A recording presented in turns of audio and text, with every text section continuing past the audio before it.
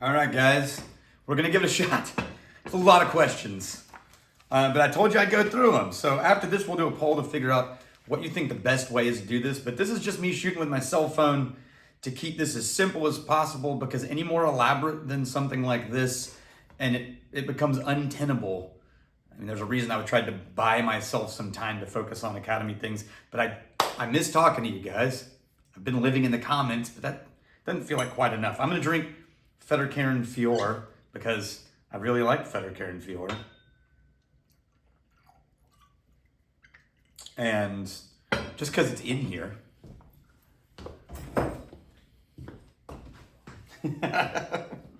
Hey! Hopefully this is focusing correctly. A couple things. So I'm thinking if we do this video version, we do it once a month, let's say. And we can do it on a schedule where it's like first Friday or something. It can either be like this, where I just collect all your comments and then read it and post the video, or maybe we do a live stream version, but that's way more complicated, and I'm not a video guy. I'm just learning, so we'll see. If it's a live stream, I probably can't do it as frequently. And one thing, I'm gonna put it at the front of this because there's been a lot of confusion, that's surprising to me, or people who don't understand the nonprofit, which was one of the primary reasons that we sort of put a separation between the Vault and Crowded Barrel and Tribe. The history of this place is Roy Williams founded this whole campus and this school called Wizard Academy.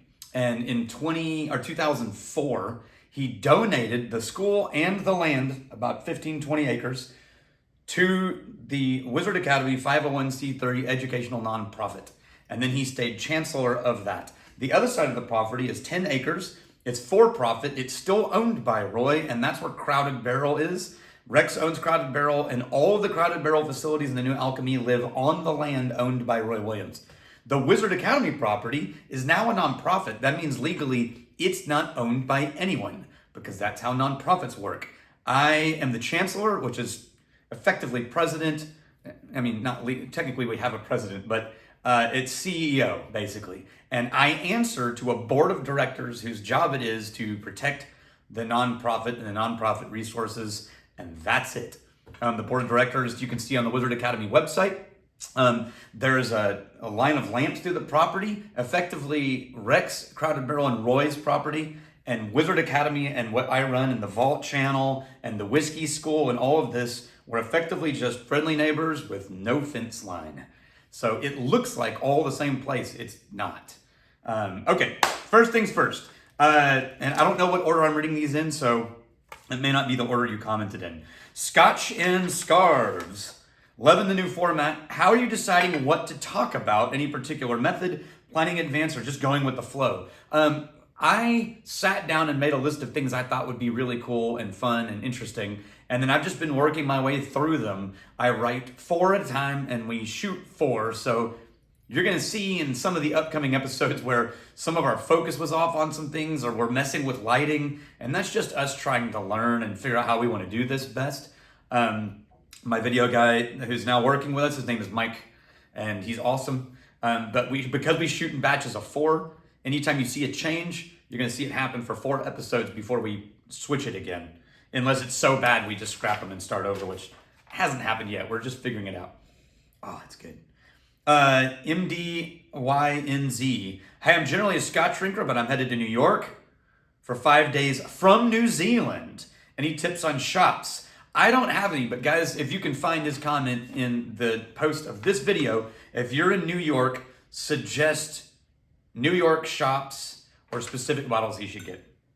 Ben J. Gray, I love the Q&A. When learning about whiskey, there seems to be blurred lines between knowledge and opinions. Yeah, and you'll find it ironic that the people who write the longest paragraph comments with the most violent level of confidence are usually the most wrong.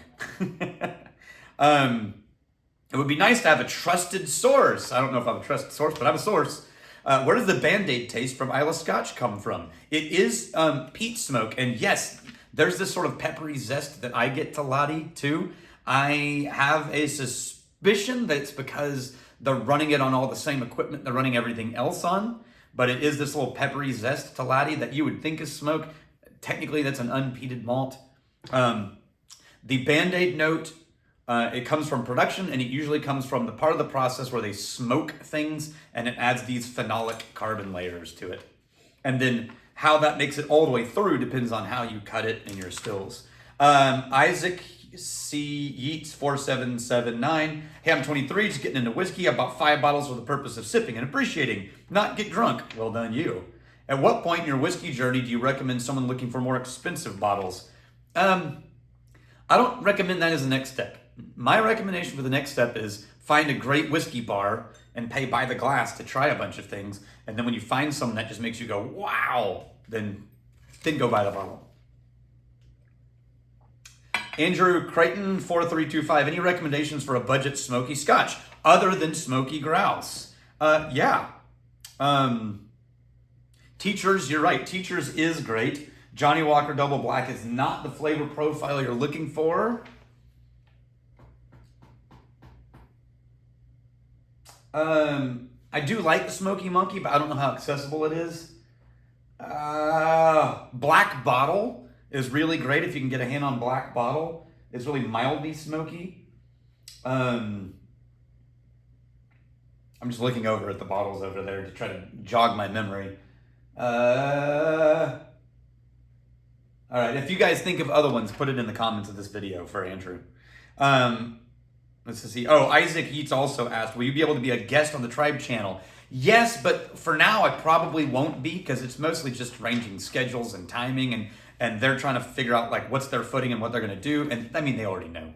They're going to be rolling it out. I'll probably show up periodically, mostly to talk about the school, if I do at all. But no, Rex cannot show up on this channel. That was one of the main reasons we separated things, because it shows favoritism to a distillery right here. And I can't do that without starting to bring on distillers. And this show is, right now, has zero intention of turning into a guest-oriented, let's do that. That's definitely more of a Tribe thing. And I want to keep an emotional separation so they don't feel like we're trying to do randomly competitive things. Apothecary Terry. Might have been covered, but can you explain the science behind why whiskey seems to taste rougher as you get through the bottle? And I'm synopsising. Usually bottles last 6 to 12, and so by the end of it, he gets down to, Tom Navulin or Ugadal, and it's more peppery. That's really surprising to me. I would have thought the opposite. I have not personally had that experience, but I will tell you that if you open it frequently over a 6 to 12 months, you're definitely changing the flavor profile. And maybe it's just leaving behind some of the heavy chemicals. Both of those are pot still, by the way. Maybe it's leaving behind some of the heavy chemicals that your brain is interpreting as pepper. That's just a guess, though. Spirit of the Heretic. I have a 43-year-old Invergordon that unknowingly sat with a dried out cork. Oh, ow. It's lost a lot of alcohol. There's no way to remediate that. You can't add alcohol back into it. I'm so sorry. Ramon Salazar 6128. How often will you shoot? We're going to release these episodes Tuesdays and Thursdays. And no, I will not have guests. However, I'm going to tell you right now, I've been talking with the other whiskey sommeliers, and they are going to be watching the model that we're doing right now, which is story or whiskey story, whiskey tasting, wrap up the story, final point. And they're going to be emailing me their 8 to 10 minute stories. And then when we find really good ones, they're going to show up. And when they're here on campus, they're going to shoot the same model and the same style, but them, not me. And we'll edit those videos, and you're going to start to get to meet some of our other songs. I don't know if I'm going to use those to replace a Tuesday, Thursday video, or if I'm going to use it to add an unexpected Wednesday video, but it's a different psalm and not me. We'll see. Again, we're all experimenting right now. We're just trying to figure out what lands. Wow, that's a long name. User RF4N03KY6P. Obviously a custom username. Daniel, my question is, how many tries do you give a whiskey before you say, it's not for you?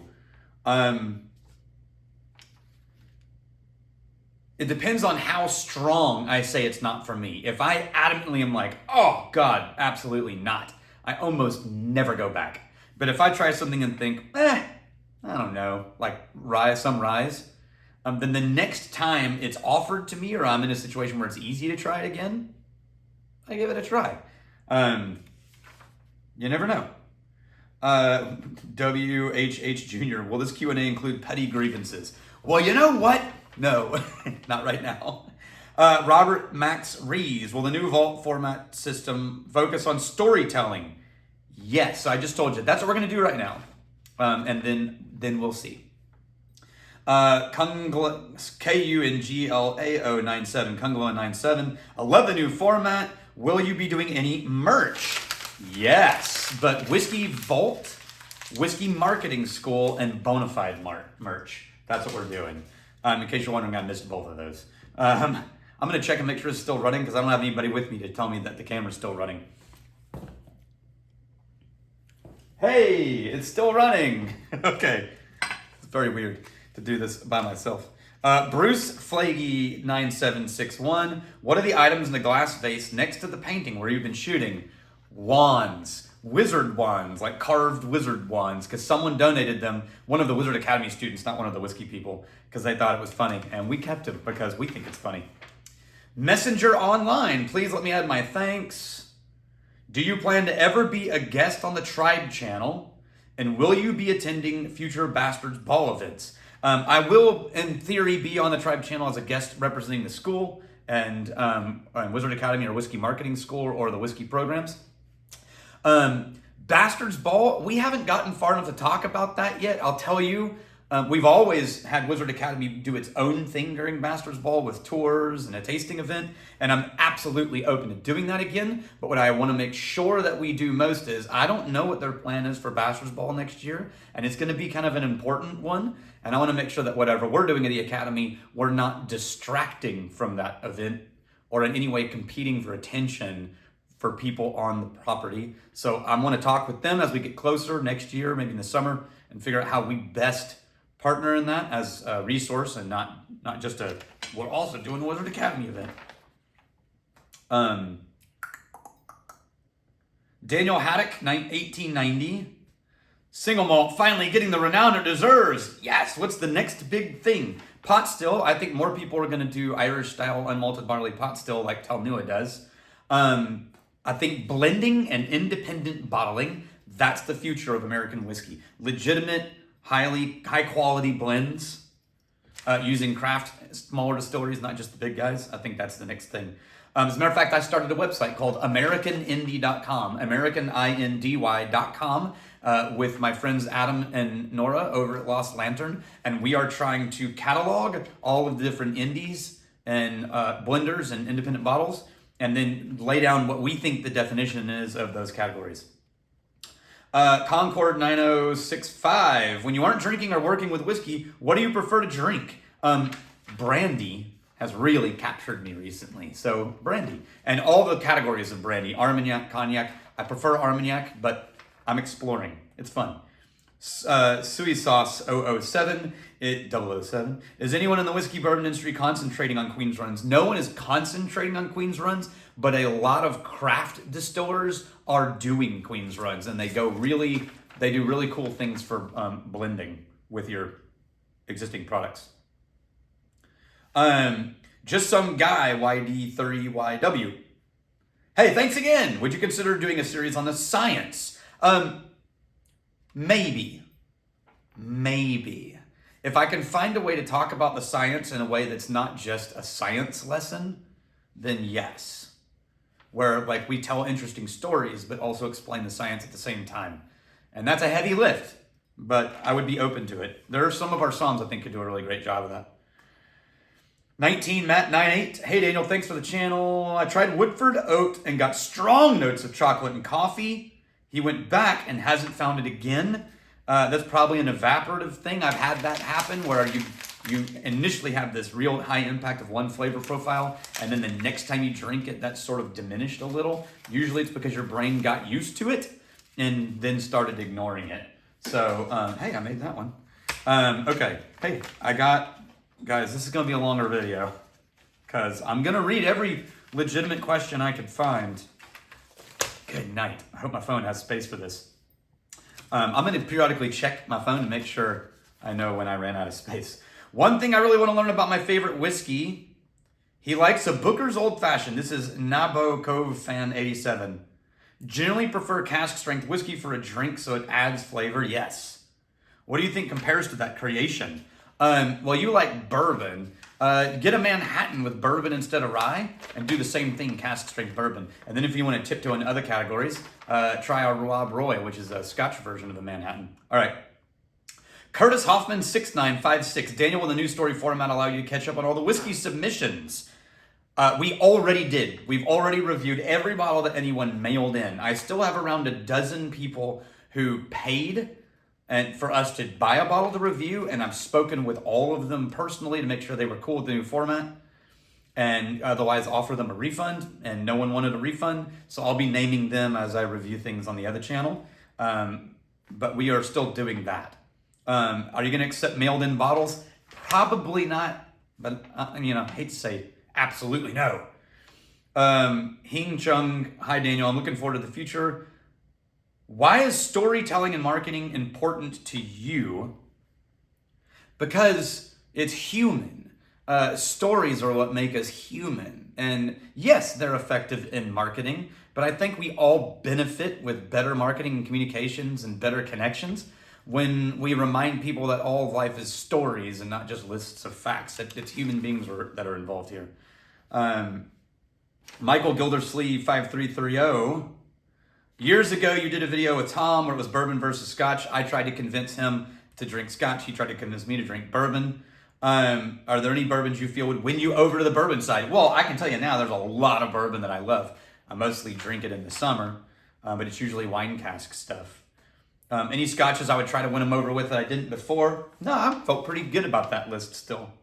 Emma Parenti 2042. How does the age statement play on psychosis of a whiskey experience? Are there 10-year-old Scotches you prefer to 18? Absolutely.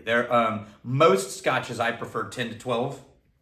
And then I try the 18 plus ones, and I think that's nice, but there's more action and there's more character going on in the younger whiskeys. But at the same time, when someone walks in and says, this is a 30-year-old Scotch, I cannot help myself but to be like, heck yeah, let's try that. I think it has less to do with, ooh, it's better, older's better, and more to do with this thought that always pops into my head when I'm drinking an old whiskey. 30 years ago, what were you doing? I know what I was doing. I was getting my driver's license, right? Somebody made a whiskey on that time, and then they put it in barrels, and then now, in my mid-40s, I get a chance to try it. And I've grown, and that whiskey's grown, and that's just a pretty, it's like sipping on a time capsule. That's just cool as shit. Justin Seymour, 7881. How will becoming bona fide help with the SOM program? There's one small reason and one big reason. Actually, they're both fine. That bona fide program is actually incredible at giving you a solid fundamental training in whiskey without being boring. I'm really proud of that program. However, it also makes you an alum because you just graduated a program from Wizard Academy, which means you get to use the alumni rate, which is 50% off of any class at Wizard Academy, which includes the whiskey school, which means that $150 bona fide saves you $2,000 on whiskey level 1. You heard it here, folks. That's it. The Gabe Kemp. What's the best distillery experience you've ever had? Man, Balcones is pretty high up there, but it's because they're friends and I get access where you can roam around and then I can pull barrel samples. I made that one too. That's 2 out of 4. But just out in the world distillery experience, it was probably Lafroig. And we got to do like the Warehouse 1 barrel sample tour. And that was awesome. Rebecca Page, not sure what you mean by new series. That's the ones that I'm currently doing. But I'd like to know what foods you personally find alter the taste for whiskey. Anything with vinegars, direction sauces, or a high acidity. So tomato-based things and things like that, even cream-based things. Basically, anything that clings to the palate alters in the entire taste of whiskey. Connor Rickerson 2026. What are the best seasonal whiskeys? For me, I love Scotch all year round, and I prefer bourbon in the summer. Poseidon 100. He's got a 2.5 liter barrel. That's nice, a little baby barrel. A little less than a gallon. I would love to do a port cask finish. Pour port into it. And honestly, I would leave the port in until the port changes flavor. And not dramatically, but like you'll notice that the port going from tasting like port to tasting kind of woody or oak, then dump the port. That means that wood has actually impacted the port, which also means the port has impacted the wood. And then remember that your next fill is gonna be really port forward. So be careful about that.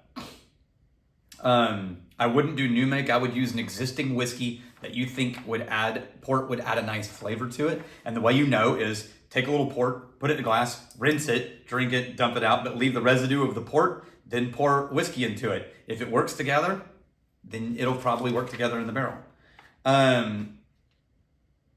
Thomas McLaughlin 7086. What's the most memorable experiment you guys did on the Whiskey Tribe channel? Man, there's been so many. I think the one that was funniest to me was how much I actually liked the flavored whiskey episode, which kind of just was funny. So I'm just gonna say that one. There were some other ones, but I can't recall them right now. PNIMS 3.5 WCAT. What do you feel is the optimal time to come to Texas for a class? He wants to do level 1, and so we do level 1s 2 or 3 times a year. My favorite time is actually spring. The next level 1 we haven't scheduled yet, though. We have. It's in February. That could be good. It might be cold, but I love doing whiskey school in the cold weather. I tell you, coming in August is brutal. You'll be glad you're inside. Craig Fox 6870. I'm mainly a bourbon guy, but I enjoy non-peated Scotch. Good. I can't get past the iodine and Band-Aid flavors. Any advice? Try it in cocktails. There's a couple of cocktails. Penicillin, I think, is one. And Rob Roy. Start trying, go to a bar where they do specialize in like a smoky whiskey rinse or a smoky whiskey cocktail and start, I'm gonna have to get that. Start trying to learn that. And then always just keep taking small sips and trying it over time. Eventually you'll go click, oh shit. Darren Cox 2752. Have you noticed a change in a whiskey can change the depth of the conversation? Yeah. So here's my guess. When you go from drinking something that's a background beverage, which is easy, you just sort of tend to be talking about whatever. But I have noticed that when you switch to drinking anything, not just Scotch, anything that makes you pause, stop, and pay attention, it forces you to be more present. And you automatically, when you are more present, I think become more thoughtful about your conversation. Okay, I'm gonna check. Hey, 3 out of 5. All right, let me check and make sure the camera's still going. It's still going. This is gonna be a really funny upload. This is about as janky as it gets. Okay. Alpha Maze. Daniel, you talked about blending. Have you ever made a blend that was great at small volume but wasn't at barrel? No, but I have made ones in small volume that when we dumped everything together, it turned out to be not the same.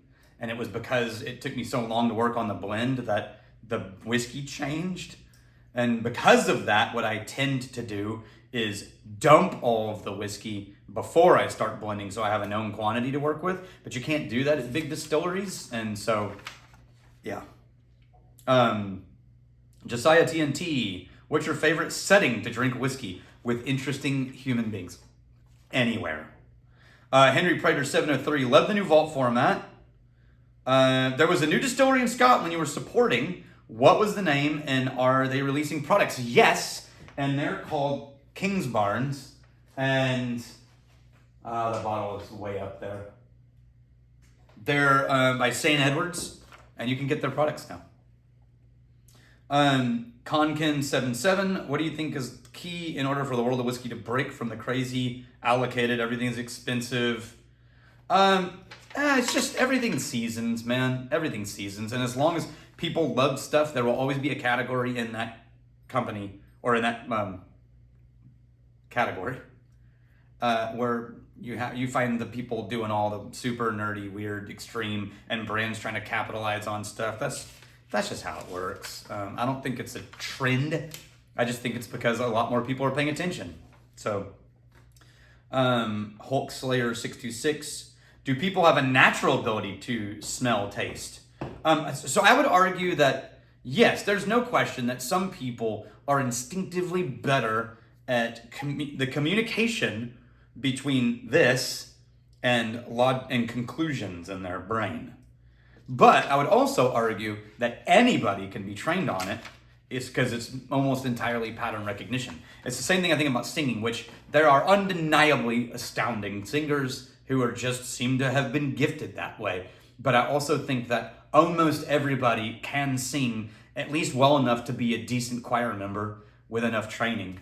Does that make sense? So, Pod 1894, can you do a nerd dive into your approach on blending? Yeah, but not in this, because that's way too long. But I will tell you, I tend to start in triangle theory, which is base that holds things, mid palate to round things out, smaller volume for an added spike of flavor. But I start there, and then as I start to blend like that with a ratio of like 4:3:2 or 4:3:1, then I'll invert it and be like, all right, let's take that little accent whiskey and make it the base, 4:3:2. And I just play with all variations of one being bass, one being middle, and one being the accent until I start to see how they play together. And then I start refining and narrowing things down. That's why it's a pain in the ass. It takes a long time, but it's so fun. It's so fun. All right. Taylor 826, do you think whiskey bars are a possibility in the future? Yeah, no, I think it already is. But if you mean a bar that literally only carries whiskey, no. Because, I mean, even if I opened a whiskey bar, I would absolutely carry everything else because I want to be able to also serve whoever comes in with people that like whiskey and want to join them but don't like whiskey. Brian Burrow 8858, are you planning to do a whiskey advent calendar? And a couple of the people asked the same question. Not this year, and it's just because this whole transition is a big deal and there's a lot going on at the Academy, and I'm trying to start a whole new YouTube series. I'm trying to understand how all this works. In the middle of that, I didn't want to add in 25 videos to shoot. So no, hey, I made that one too. Dang, this should have been my angle the whole time, I guess. Bon Jovi basketball. What do you think about a Ralphie format where he does a review story and then follows up with a YouTube comment? That's a lot of videos. That's my problem. It's a lot of videos, and I'm trying to cut back on the amount of content creation time so I can refocus on other things that need to be happening. But we'll see. Scott Azevedo 7628. What whiskey ecosphere you think is lacking? Blending and independent bottling.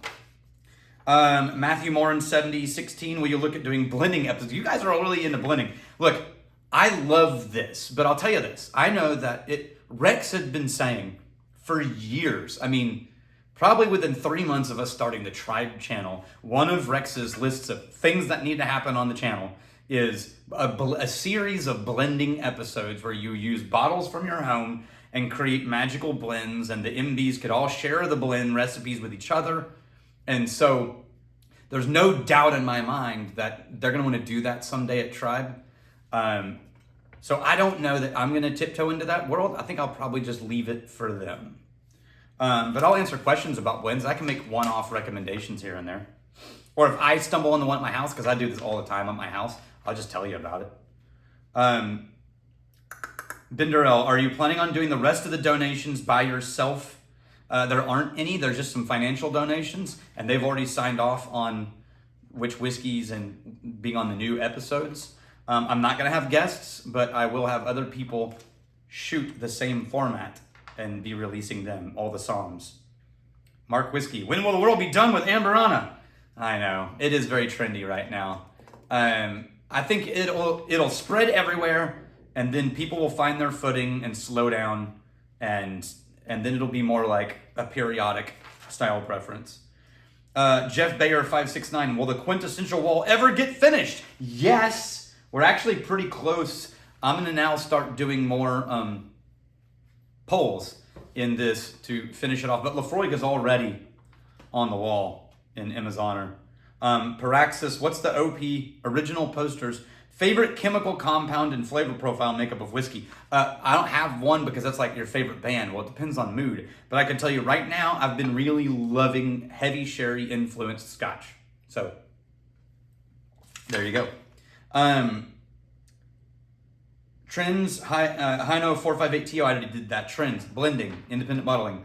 Gravari 1772. With all the changes in mind, the direction of this channel is storytelling. It's just stories. It's just to remind you that while whiskey is important, human beings are more important. And story time and interesting interactions with other human beings, that's more important. Whiskey is supposed to be a life accent. And that's kind of the background to what we're trying to communicate with people. If we're educational, it'll be accidentally educational. Not really, it'll be thoughtful, but I missed that one. So that's now out of 8 pages, 4 made, 3 missed. Yeah. Toastback Whale, is there anything new, especially interesting you haven't had a chance to try yet? There's a lot of scotches that I haven't had a chance to try yet, but I can't think of any on immediate recall. John Stinson, 7018, do you feel Colombian gets the love it should? No, I don't. But I think as they get older, they're going to get more and more. They're going to narrow their focus a little bit, maybe. And then I think they'll get more and more notice as they grow. They deserve it because they make amazing whiskey. Felsgraf 7527. Remember the community's wishes. Duly noted. Joe Ligerant TV. Recommendation for playing around with aging blending in mini barrels. That's risky because you're just adding a whole other X factor.